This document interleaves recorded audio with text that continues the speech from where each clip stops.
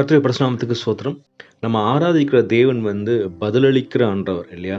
அதாவது நம்ம ஆராதிக்கிற ஆண்டவர் ஒரு கல்லோ, மரமோ கிடையாது. அவர் உயிருள்ள, ஜீவனுள்ள தேவன். அவர் நம்முடைய ஜெபங்களுக்கு எல்லாம் பதில் கொடுக்கிறார். நமக்கு நல்ல வசனமும் தெரியும். சங்கீதம் 34:15 வாசிங்கன்னா, கர்த்தருடைய கண்கள் நீதிமான்கள் மேல் நோக்கமா இருக்கிறது. அவருடைய செவிகள் அவர்கள் கூப்பிடுதலுக்கு திறந்திருக்கிறது. இந்த வசனம் நமக்கு நல்லா தெரியும். அவருடைய கண்கள் எப்பொழுதும் யார் மேல நோக்கமா இருக்குதா? நீதிமான்கள் மேல நோக்கமா இருக்குதா? அவருடைய செவிகள் எப்பொழுதும் திறந்திருக்குதாம். நம்ம எப்போ என்ன பேசுவோம் அப்படின்னு சொல்லி அவர் கேட்கறதுக்கு ஆவலோடு இருக்கிறார். ஆனால் நம்ம நிறைய நேரம் ஜெபிக்கிறோம். ஏகப்பட்ட ஜெபங்கள் ஜெபிக்கிறோம். உபவாச ஜெபிக்கிறோம். ஆல் நைட் ப்ரேயர் பண்ணுறோம். நிறைய ஜெபங்கள், குடும்ப ஜெபங்கள் பண்ணுறோம். இந்த ஜெபங்கள் எல்லாம் ஏன் கேட்கப்படலைன்னா, நிறைய ரீசன்ஸ் இருக்குது. சில காரியங்கள் தேவன் நம்ம அந்த ப்ராப்ளம்குள்ளே, பிரச்சனைக்குள்ளே போகிறதுக்காக நம்மளை அலோவ் பண்ணியிருப்பார். சிலது நமக்கு வெயிட் பண்ண சொல்லியிருப்பார். இல்லை, கொஞ்ச நாள் வெயிட் பண்ணு, இது ஆன்சர் உனக்கு அப்புறம் தரேன்னு சொல்லி வெயிட் பண்ணியிருப்பார். நிறைய ரீசன் என்னவா இருக்கணும்னா, நம்முடைய பாவங்கள் தான். ஆமாங்க, நம்முடைய பாவங்கள் அந்த ஜெபங்களுக்கு தடையாக இருக்குது. நம்ம ப்ரே பண்ணிகிட்டே இருக்கிறோம். அந்த ஜெபம் தேவனுடைய பாதத்துக்கு போகாத காரணம் என்னன்னா, அந்த பாவம் ஒரு பெரிய செவுறு மாதிரி நமக்கும் கடவுளுக்கும் நடுவில் நின்றுட்டு இருக்கு. அது என்ன பண்ணுதுன்னா, நம்ம ப்ரேயர்ஸ் எல்லாம் போகுது, மேலே போகுது. அது அப்படியே போய் மேலே போயிட்டு திரும்பி ரிட்டர்ன் கீழே வந்துடுது. அவருடைய பாதத்துக்கு போகிறதே இல்லை. எதனாலனா பாவங்கள். அந்த வசனத்தை உங்களுக்கு வாசிக்கிறேன். ஏசாயா 59:2. உங்கள் அக்கிரமங்களே உங்களுக்கும் உங்கள் தேவனுக்கும் நடுவாக பிரிவினை உண்டாக்குறது. உங்கள் பாவங்களே அவர் உங்களுக்கு செவிகொடாதபடிக்கு அவருடைய முகத்தை உங்களுக்கு மறைக்கிறது. நம்முடைய அக்கிரமம், நம்முடைய பாவம், இது ரெண்டும் என்ன பண்ணுதுன்னா, அவருடைய முகத்தை விட்டு நம்மளை மறைக்கிறதா. அவர் முகத்தை நம்ம பார்க்க முடியலன்னா அவ்வளோதாங்க. இந்த உலகத்தில் நம்ம வாழ்வது மிகவும் கடினமான காரியம். வாழவே முடியாதுன்னு சொல்லலாம். அப்போ நம்ம ஏன் அந்த பாவத்தை அறிக்கையிடாமல் இருக்கிறோம்? நம்ம என்ன நினைக்கிறோன்னா, நம்ம செய்கிறது எல்லாமே கரெக்டு, எல்லாமே பர்ஃபெக்ட், நான் 10 கட்டளைகள் அப்படியே ஃபாலோ பண்ணுறேன். நம்ம இன்னும் பழைய ஏற்பாடு கிறிஸ்துவ வாழ்ந்து கொண்டிருக்கிறோம். ஆனால் புதிய ஏற்பாடு கிறிஸ்துவராய் மாறிட்டோமா? நம்முடைய பாவங்கள் உள்ளான பாவங்கள். நம்ம உள்ளான இருதயத்தை பார்க்கணும். நம்ம கிரியைகள்லாம் மாம்சத்தின் கிரிகள் இருக்குதா, ஆவின் கிரிகளாக இருக்குதா?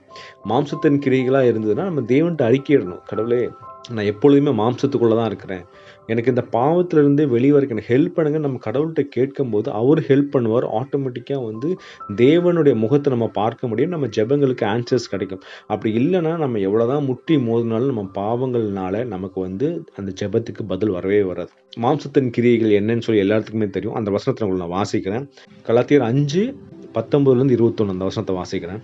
மாம்சத்தின் கிரியைகள் வெளிரங்கமாக இருக்கின்றன. அவை யாவன: விபச்சாரம், வேசித்தனம், அசுத்தம், காமவிகாரம், விக்கிரகாராதனை, பில்லி சூனியம், பகைகள், விரோதங்கள், வைராக்கியங்கள், கோபங்கள், சண்டைகள், பிரிவினைகள், மார்க்க பேதங்கள், பொறாமைகள், கொலைகள், வெறிகள், களியாட்டுகள் முதலானவைகளே. இப்படிப்பட்டவைகளை செய்கிறவர்கள் தேவனுடைய ராஜ்யத்தை சுதந்திரிப்பதில்லை என்றும் முன்னே நான் சொன்னது போல இப்பொழுதும் உங்களுக்கு சொல்லுகிறேன்.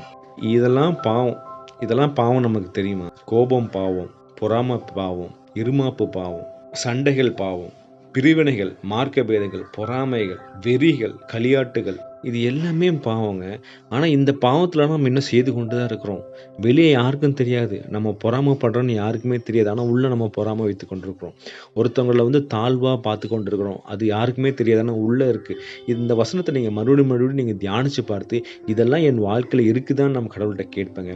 இதெல்லாம் இருந்ததுன்னா கண்டிப்பாக கடவுள் நம்முடைய ஜெபங்களுக்கு காது கொடுத்து கேட்க மாட்டார். அது மட்டும் இல்லை, நம்ம நித்திய ஜீவனுக்குள்ளே போக முடியாதுன்னு சொல்லி வசனம் போட்டிருக்கிறது.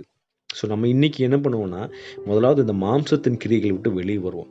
இன்னொரு வசனமும் நான் உங்களுக்கு காமிக்கிறேன். ஏன்னா இந்த வசனங்கள்லாம் நிறைய பேர் நம்ம படிக்க மாட்டோம், தியானிக்க மாட்டோம், நிறைய சர்ச்சஸில் சொல்லியும் கொடுக்க மாட்டாங்க. அந்த வசனம் என்ன நீங்கள் பார்த்தீங்கன்னா, 1 பேதுரு 3:7. அந்தப்படி புருஷர்களே, மனைவியானவள் பலவீன பாண்டமாக இருக்கிறபடியினால் உங்கள் ஜெபங்களுக்கு தடை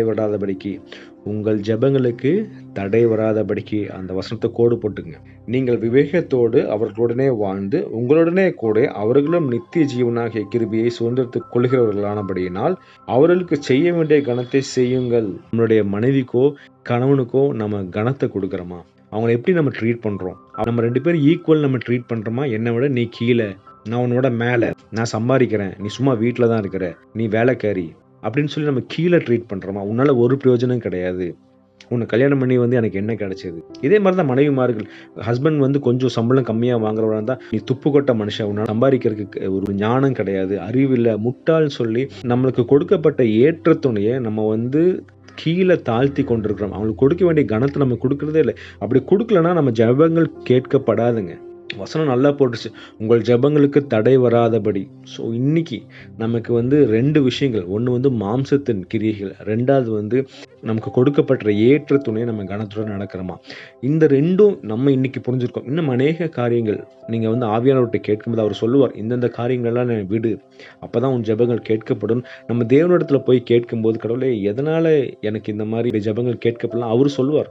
அதெல்லாம் கேட்டு நம்ம ஒன்றுன்னா விடும்போது ஆட்டோமேட்டிக்காக நம்ம வந்து தேவனோடு சஞ்சரிக்க முடியும். எப்படி வந்து ஏனோக்கு தேவனோட சஞ்சரித்தான், நோவா தேவனோட சஞ்சரித்தான், அந்த மாதிரி நம்மனால தேவனோட சஞ்சரிக்க முடியும். அவர் பேசுறது எவ்ரி செகண்ட் நம்ம காதுகள் கேட்கும். எப்படி வேணா கேட்கும். வசனத்தின் மூலமாக கேட்கலாம், இந்த மாதிரி யூடியூப் வீடியோஸ் மேலே கேட்கலாம், இல்லைனா வந்து உங்கள் ஃப்ரெண்ட்ஸ் உங்களுக்கு ஒரு வசனம் சொல்லுவாங்க. ஏதாவது ஒரு பைபிள் படிக்கும்போது எப்படியாவது கடவுள் பேசிடுவாருங்க. அதை நம்ம காதுகள் கேட்கும், நம்ம ஜெபங்களுக்கு பதில் கிடைக்கும். அதனால் இன்னைக்கு நம்ம பாவங்கள் என்ன இருக்குன்னு பார்ப்போம், நம்மளுடைய மீறுதல்கள் என்னன்னு பார்ப்போம், நம்ம அக்கிரமங்கள் என்னன்னு பார்த்துட்டு அதை விட்டு நம்ம வெளியே வரும்போது ஆட்டோமேட்டிக்காக நம்ம ஜெபிக்கிற ஜெபம் கடவுளுடைய பாதத்துக்கு போகும்.